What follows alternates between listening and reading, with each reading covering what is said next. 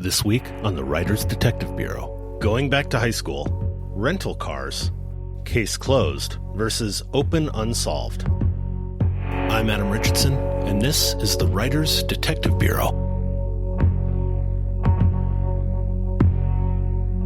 Welcome to episode number 13 of the Writers Detective Bureau, the podcast dedicated to helping authors and screenwriters write professional quality, crime-related fiction.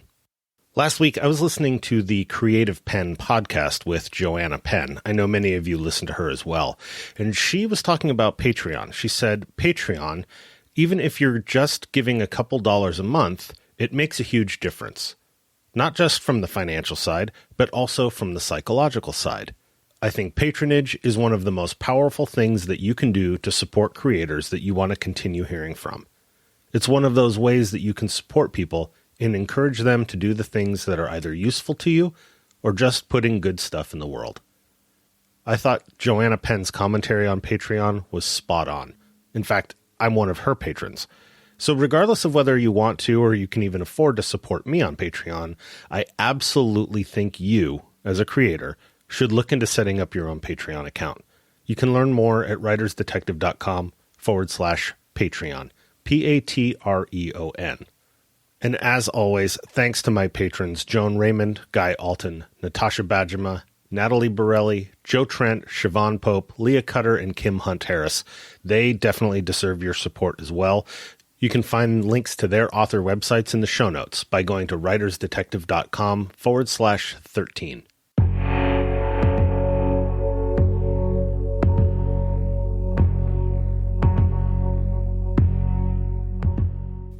I want you to do a little listening, thinking exercise with me. I want you to think back to high school. Yeah, not my favorite topic, but stick with me here. Who did you hang out with? Who was your best friend? Who did you have a crush on? And who did they hang out with? What were the cliques or groups in your school? How many were there? Just take a moment and think about the different groups that you were aware of being on campus. Now, with all of that in mind, what would high school have been like if the students actually got along, or at least appreciated one another for their talents? Now, with everyone appreciating one another, what if every so often the entire school competed against a rival high school on some big multidisciplinary project? Now, I'm talking about a big one that includes where the chemistry club and the language club and the football team all had equally important roles to play.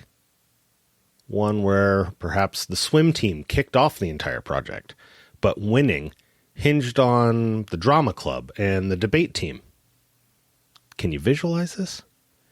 Can you picture the students doggedly doing what they're best at and being appreciated for what they bring to the team? Only, unlike the high schools that we went to, you aren't pigeonholed into a group or clique or label that you didn't choose. What if these students could join, switch, or play a role in more than one of these teams? You might know where I'm going with this. That is exactly what working in a police department is like. Yep, I'm saying it. The police department is just like high school. You may not find it that surprising. Some of you may have even found that to be the same in the corporate world too. So if you remove the bullying, the hazing, and the widespread drug use, and add professional courtesy, commitment, and ethics, you have a pretty firm grasp on how to craft your own fictional police department.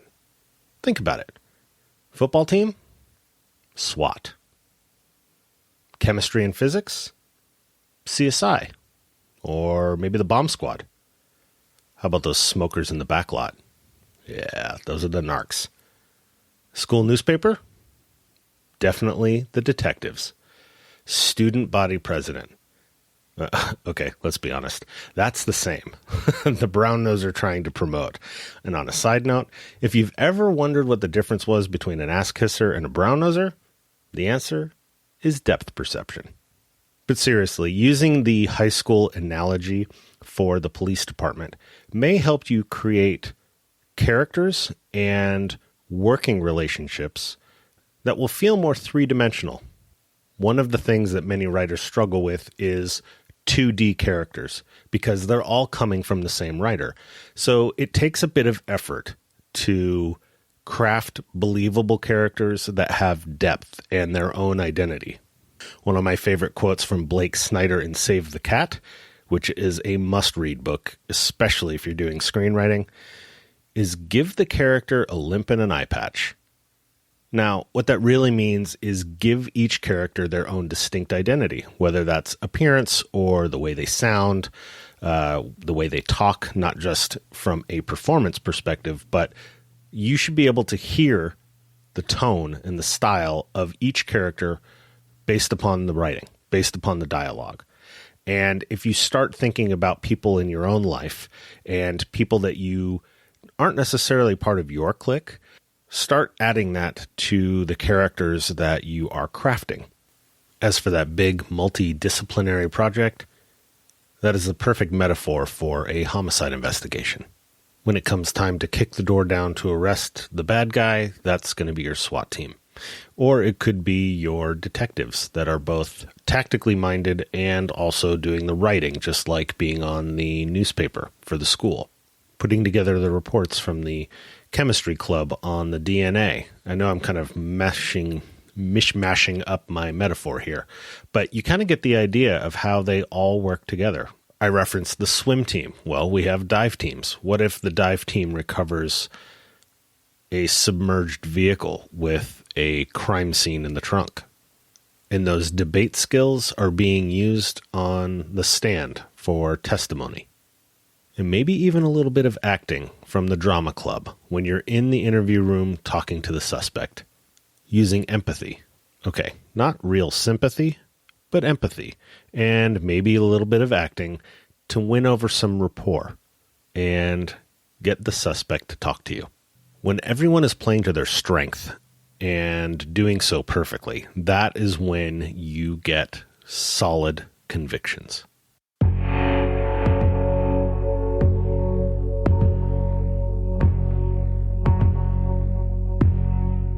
This week's first question comes from Lois Page Simonson, and you can find her work at loispagesimonson.com.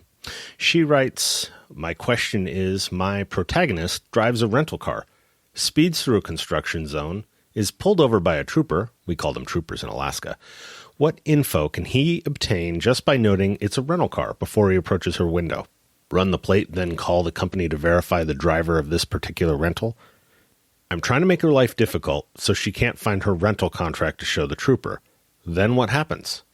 Not sure I depicted this correctly." Well, in the United States, it's very easy, usually, to identify when the car is a rental car. Oftentimes, it's with an out-of-state plate. In California, most recently, the registration tabs will actually be a different color. And a lot of times, the telltale sign is the little white and black barcode in the right rear corner window. So pulling the car over, the trooper would probably know that it was a rental car before he even ran the license plate. Running the license plate would definitely come back to a rental car company or a holding company. I know from experience that many of the rental car companies don't have the actual name, but because we run into them so often, we know that that is the parent company for several of these rental car companies. There are law enforcement only telephone numbers for the rental car companies, or most rental car companies, that are an 800 number. So dispatch could call the car rental company law enforcement line and obtain the renter information. Over the years, I have had great success in getting that information, but I've also had instances where it took a couple days to have somebody call me back. So dispatch could call the rental car company's law enforcement line and ask for renter information. It may be hit or miss whether or not they actually get any kind of renter info. Any ticket the trooper gives to your protagonist will be, her responsibility, regardless of whether she's the actual vehicle owner or not. The fact that the car is a rental and it doesn't show up as stolen in the database should be enough for the officer to just allow her to be on her way. And it'll be up to the writer or the officer, the trooper, on whether to issue that citation versus giving a warning. So the real question is, how much difficulty are you, Lois, trying to make for your protagonist? The officer or the trooper could technically add sections for not having proof of registration or insurance, which would be correctable by showing the paperwork to the judge or the court clerk later on when the protagonist goes to deal with the ticket. If you're really trying to delay your protagonist and give her real problems, you could have it be a rental car that had been previously reported as stolen, that was erroneously left as an active stolen in the computer system. Often rental cars that essentially it's an overstay where they keep the car longer than their original contract and they don't contact the rental car company. The rental car company is pretty quick to make a stolen vehicle report. So if the previous renter did that and for some reason or another, when they called to have it taken out of the system, if that didn't happen, that could certainly create problems for your protagonist.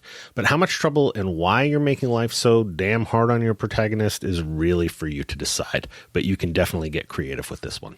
Thanks for the question, Lois. Again, you can find Lois at loispagesimonson.com, and the spelling on that will be listed in the show notes at writersdetective.com/13.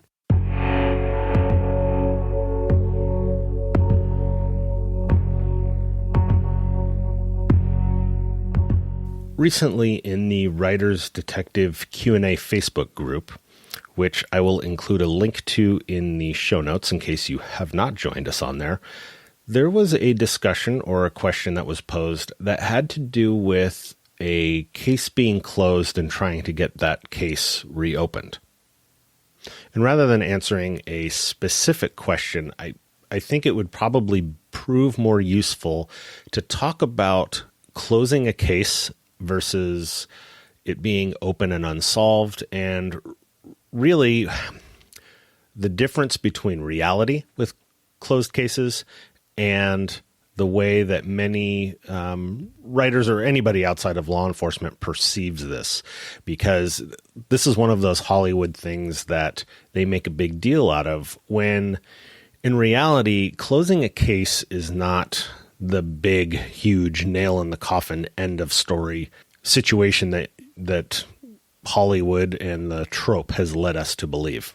If you've worked on any kind of project management for any company in the private sector, whether that's software and IT or building a physical product, or even if it's simply new product lines that you're releasing, you have certain timelines and you have certain projects. And at some point that project is either finished or it's shelved, or it's gone all the way to market.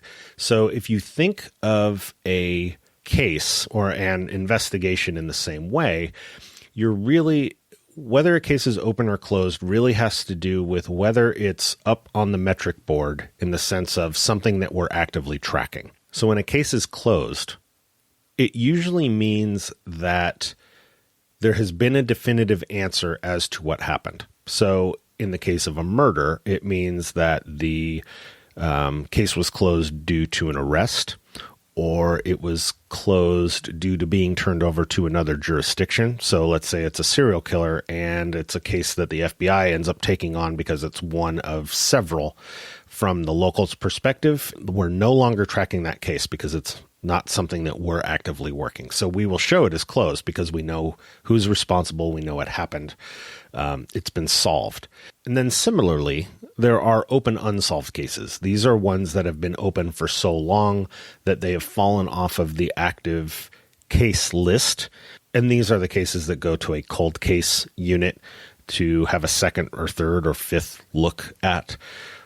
But if a case is considered closed for whatever reason, it really is not that big a deal to go back and reopen a case, or simply take a witness statement. Somebody comes forward 30 years later. I can write a follow-up report under that original case number and then add that to the case file. Or use that as a reason to start looking into this case again because new evidence has come to light. It just simply means that we're going to start tracking this case again, essentially like a library. If you have a list of all the books that are out and you're paying attention as to where it is and who's responsible for it, you're going to be tracking that, and you're going to be paying attention to when it's due and when the fines are and all that kind of stuff. But if you get to a point where that book has been gone for so long, it's just lost or stolen, and the student's no longer attending school there, going back to our high school analogy, if this is a high school library, it's still going to remain open, but case closed will only be when the book is back in the library and we know exactly where it is. So if you use that kind of analogy to understand what it means to open or close a case, for you to check it back out or for you to pull the book out of the shelf, look at it, add something else, put it back in. It's really not that big a deal. It's just tracking the status of the case. For the most part, it is not tough to open a case that has been closed. But realistically, cases stay open unless the answer has actually been solved. So if it's a matter of a case that's been ruled a suicide and new evidence comes to light saying it was actually a homicide, they're going to reopen the case in reality and look into it further. They may then reclose the case if they find that the information was insufficient to convince them that it actually was a homicide or a murder versus a suicide. But designating the case closed versus open is really not that big a deal.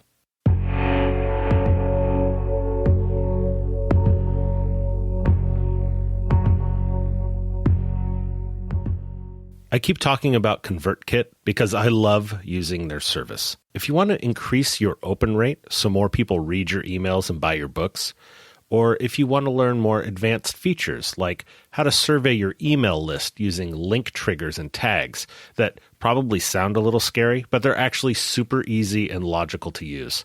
Or if you want to learn how to create custom automated sequences to get more book sales in less time, then mark your calendars for October 24th at 11 a.m. Pacific Time.